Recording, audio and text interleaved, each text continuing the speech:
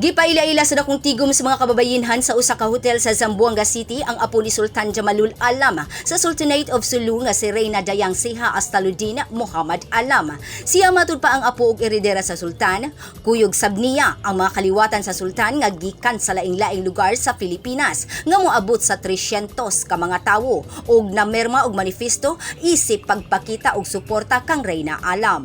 Usa sa mga unod sa manifesto nga dili sila mobiya kang Alam o galing i-claim na niini ang napundar sa apuhan nga Sultan nga kita sa lease agreement sa North Borneo kon Sabah, Malaysia. Sumala sa kaliwatan tuig 1878 misulod sa lease agreement ang Sultanate of Sulu nga giilang tag-iya sa Sabah. Apan napakyas ang Malaysia sa pagbayad og cession money sa kaliwatan sa Sultan nga 5,300 Malaysian ringgit matag tuig.